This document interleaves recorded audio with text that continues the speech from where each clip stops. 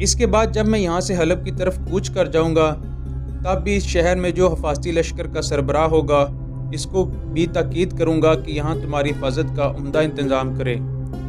بہرحال تم لوگوں کو فکر مند ہونے کی ضرورت نہیں، کوئی صلیبی تمہیں اپنا ہدف نہیں بنا سکے گا۔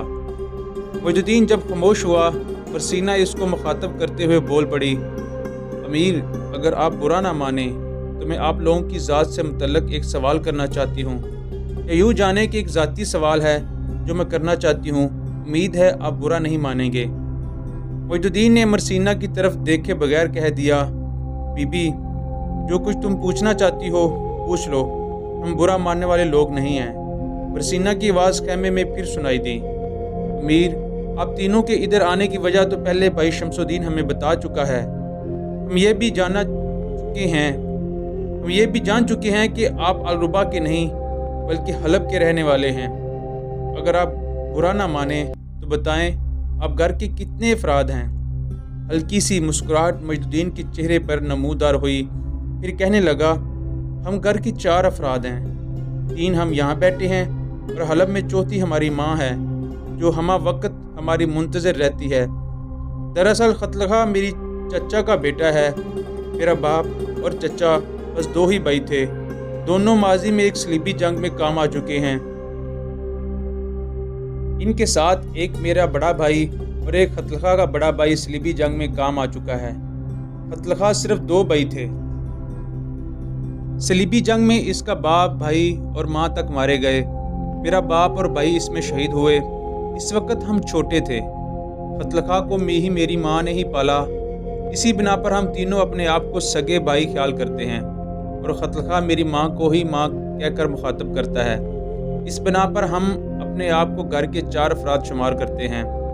معید الدین خاموش ہو گیا، پھر اپنے لباس کے اندر سے اس نے چھوٹی سی ایک تھیلی نکالی اور وہ تھیلی اس نے کارلوس کے پہلو میں رکھتے ہوئے کہنا شروع کیا، محترم کارلوس، آپ ان سرزمینوں میں اجنبی ہیں، فرانسیسی نائٹوں سے بھاگتے ہوئے اور ان کے ہاتھوں نقصان اٹھانے کے بعد آپ کے پاس کچھ بھی نہیں بچا ہوگا۔ میرے خیال میں آپ اپنے ذاتی سامان تک سے محروم ہو گئے ہیں۔ آپ کا سارا اثاثہ یہ کپڑے ہوں گے جو آپ لوگوں نے پہن رکھے ہیں۔ یہ جو تھیلی میں نے آپ کے پہلے میں رکھی ہے، اس میں کچھ نقدی ہے جو اس غریب الوطنی اور پردیس میں آپ کے کام آئے گی۔ اس کے علاوہ میں کچھ رقم اپنے بھائی شمس الدین کے حوالے بھی کروں گا۔ آپ ایسا کیجیے گا، آج پچھلے پیر مرسینہ اور مشال دونوں بہنوں کو شمس الدین اور خطلہ کے ساتھ الربا شہر کے بازار کی طرف بھیج دیجیے گا۔ یہ اپنی پسند کے کپڑے کے علاوہ آپ کے لیے بھی کچھ پہناوے لے کر آئیں گی۔ اس کے علاوہ بازار سے اپنی ضروریات کا جو دیگر سامان یہ خریدنا چاہیں ان دونوں کے ہمراہ خرید لیں گی۔ معید الدین کی اس گفتگو کے جواب میں کارلوس کچھ کہنا ہی چاہتا تھا کہ معید الدین نے اس کے منہ پر ہاتھ رکھ دیا، کہنے لگا، میں جانتا ہوں آپ کچھ کہنا چاہتے ہیں، شکریہ ادا کریں گے، ممنونیت کا اظہار کریں گے، لیکن میں ایسے الفاظ سننے کا عادی نہیں ہوں۔ میں جو کچھ کر رہا ہوں یہ آپ لوگوں کی ضرورت ہے۔ اس کے ساتھ ہی معید الدین اٹھ کھڑا ہوا، ساتھ ہی شمس الدین اور خطلخہ کو بھی اس نے اشارہ کیا، وہ پھر تینوں خیمے سے نکل گئے تھے۔ 9 لاکھ کے صلیبی لشکر کا پڑاؤ قسطنطنیہ تھا۔ وہاں اس وقت مینول اول کی حکومت تھی۔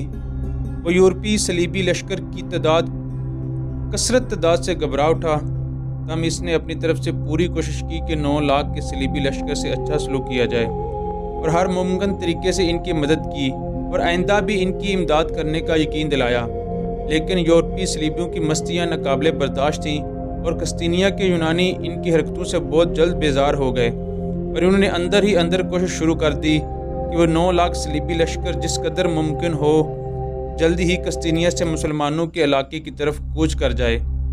ان حالات میں جرمن کے بادشاہ کانرڈ اور فرانس کے بادشاہ لوئی نے اپنے لشکروں کے ساتھ قسطنطنیہ سے کوچ کیا۔ طے یہ پایا کہ دونوں لشکر اکٹھے سفر نہ کریں بلکہ مختلف راستوں سے ہوتے ہوئے نیفیا کے مقام پر جا کر دونوں لشکر متحد ہو جائیں۔ جن علاقوں سے ان دونوں لشکروں نے گزرنا تھا وہ علاقے کونیا کے سلجوقی سلطان مسعود کی سلطنت کا حصہ تھے۔ سلطان ملک شاہ سلجوقی کے بعد بے شک سلجوقیوں کے اندر پہلا سا دمخم نہیں تھا، لیکن صلیبی آمد پر اپنا کچار میں سویا شیر جاگ اٹھا۔ سلطان مسعود سلجوقی نے باری باری اپنے علاقوں میں جرمنی کے شہنشاہ کارنڈ اور فرانس کے شہنشاہ لوئی کو اپنا ہدف بنانے کا ارادہ کیا۔ سلجوقی جنگ کے بڑے ماہر تھے۔ سلطان مسعود سلجوقی نے کوہستانی سلسلوں کے اندر اپنے شہر کے مختلف حصے کر کے اپنے لشکر کے مختلف حصے کر کے انہیں پھیلا دیا، اور جو ہی جرمنوں کا شہنشاہ کارنڈ وہاں سے گزرنے کے لگا، تب سلجوقی ان پر جلتے چڑھتے دکھ کے آتف شاں کی صورت میں رات کی گہرائی اداسیوں میں دلوں کو لخت لخت کر دینے والے غم کی بے روک یلغار کی طرح ٹوٹ پڑے تھے۔ جرمنوں کے مقابلے میں سلجوقیوں نے ایسی عظیمیت، جرأت اور ہمت کا مظاہرہ کیا جس کی مثال تاریخ میں نہیں ملتی۔ بے شک وہ تعداد میں تھوڑے تھے، جنگی تیاری بھی نہ ہونے کے برابر تھی، پھر بھی انہوں نے آزادی اور خود مختاری کی حفاظت کی خاطر پرشکوہ اور باوقار قوت و عظمت کا مظاہرہ کیا۔ وہ رات صداقت میں کھولتی صحرائی ویرانیوں کی طرح جرمنوں پر حملہ ور ہوئے، اور جس کوہستانی سلسلوں سے اتر کر وہ جرمنوں پر حملہ ور ہوتے رہے، وہاں انہوں نے بغاوت کے علم دار شیطان پرستوں کے خلاف کمال کی علامتوں اور ماضی کی عظمتوں کی نشانیوں کا بہترین مظاہرہ کیا۔ جس سمت جس طرف سلجوقی حملہ ور ہوئے، جرمنوں کی حالت وہ بکھری کے تیلیوں کی طرح لاشوں، دیمک آلود بام وشت کی پت جڑ اور خیالات کی مسمار ہوتی کائنات سے بھی بدتر ہوتے چلے گئے تھے۔ صلیبی کونیا کے سلطان مسعود سلجوقی کو بوڑھا شیر سمجھتے تھے، لیکن وہ بوڑھا شیر ابھی بیدار تھا۔ اپنی کچار سے اس طرح بیدار ہو کر نکلا کہ کوہستانی سلسلے کی گھاٹیوں کے اندر اس نے جرمنوں کو خشک پتوں کی طرح اڑانا شروع کر دیا۔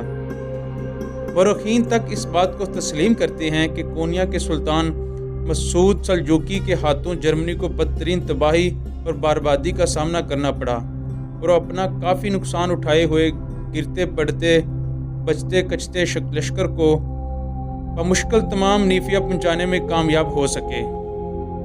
جرمنوں کو نقصان پہنچانے اور ان کی ہمت اور صلیبی جذبوں کو نیست و نابود کرنے کے بعد کونیا کے سلطان مسعود نے اپنی فرانسیسیوں سے بھی اس طرح نمٹنے کا تہیہ کر لیا تھا جس طرح اس نے جرمنوں کے لاکھوں کے لشکر کو بے ضرر بھیڑ کی طرح ہانک کے رکھ دیا تھا۔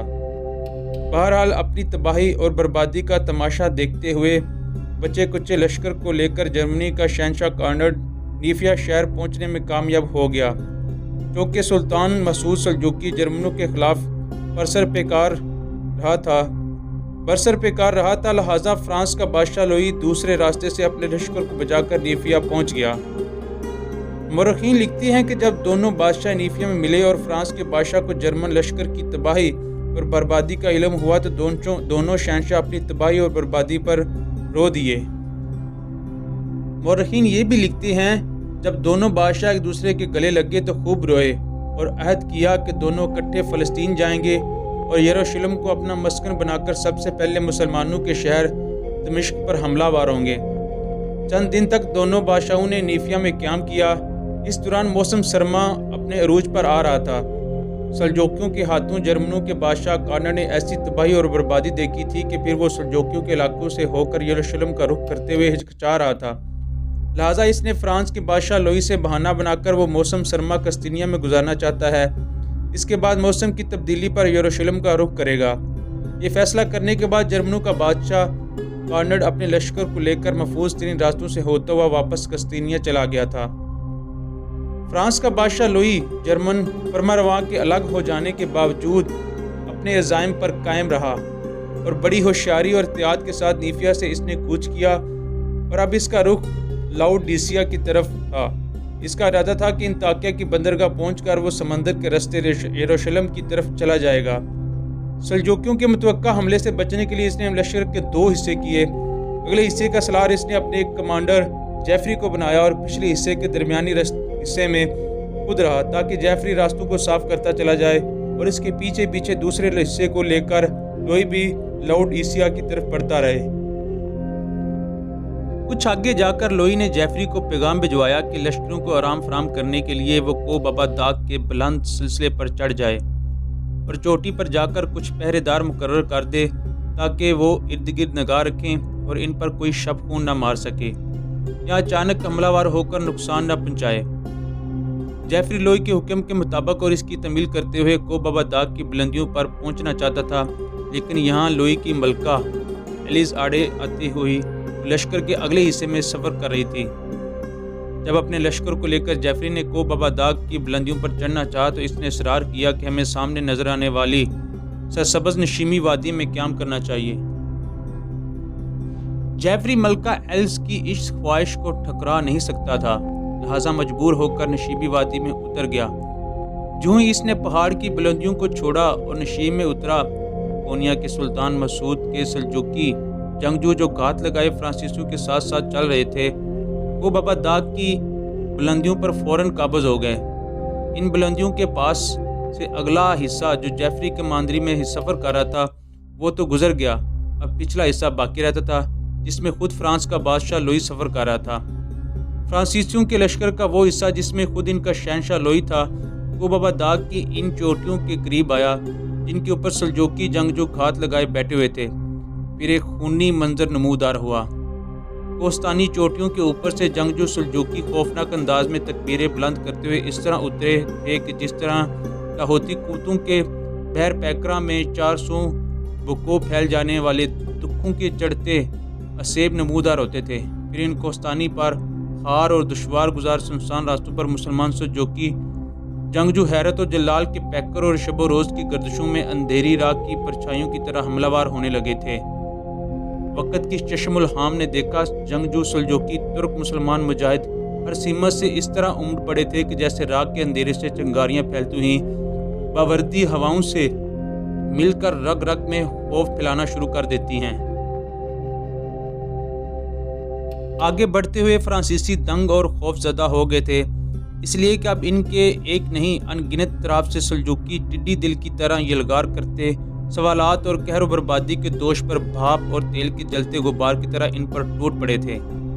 कोस्तान बाबा दाग की इन वादियों में फ्रांसीसी करम खुर्दा निगाह हंगामों खून पिपती योरशों का शिकार हो गए थे। तरक तंदगाम तूफ़ान की तरफ इनके इसमो जिस्म और नफस व नब्ज़ में एतवार का इंतशार, बहरान की गर्दिशें, गोमगो के अंदाज, दुख के जलाल और फना के सेल और बददिली के सोजा शोले भरते चले गए थे। तेज हमलों में सल्जूकी मुसलमानों ने हजारों सलीबियों को गाजर मूली की तरह काट के रख दिया था।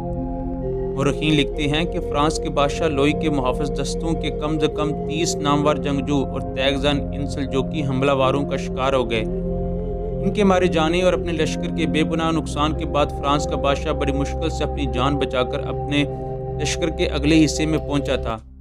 मशहूर मौरख आर्चर लिखता है कि सलीबियों के लिए एक बहुत बड़ा मोहलक सदमा था। वो दमिश्क फतह करके इस शहर में दाखिल होना चाहते थे, लेकिन फ्रांस का फूल दमिश्क पहुंचकर खिलने से पहले ही मुरझा गया। सलीबी ये समझते थे कि को बाबा दाग के आसपास नुकसान उठाने के बाद सल्जूकी मुसलमान इनका पीछा छोड़ देंगे, लेकिन ऐसा ना हो सका। सल्जूकियों ने दूर तक इनके साथ कभी छापामार कभी शबखून का खेल खेला, जगह जगह इन्हें परेशान किया। जो लश्करी थोड़ी देर के लिए अलहदा होते थे, इनका वो काम तमाम कर देते थे। यहाँ तक कि फ्रांस का बादशाह तंग कोस्तानी रास्तों से होता हुआ बड़ी मुश्किल से इंताकिया नाम की बंदरगाह तक पहुँचने में कामयाब हो गया। जिस वक्त सल्जूकियों ने फ्रांसीसियों पर जोरदार हमले किए थे, इस वक्त फ्रांसीसी इस तरह बदके थे जिस तरह खौफनाक बकरियाँ दरिंदों के हमलावार होने से बदकती हैं। लिहाजा कुछ फ्रांसीसी इंताकिया का रुख करने की बजाय सीधा आगे बढ़ गए, और जब रास्ते में इन्हें खबर हुई कि जिस शहरा पर वो भाग रहे हैं इससे आगे अरूबा का वो शहर है जिसकी खातिर सलीबी जंग की इब्तिदा की गई, तो इनकी खुशी की कोई इंतहा न थी।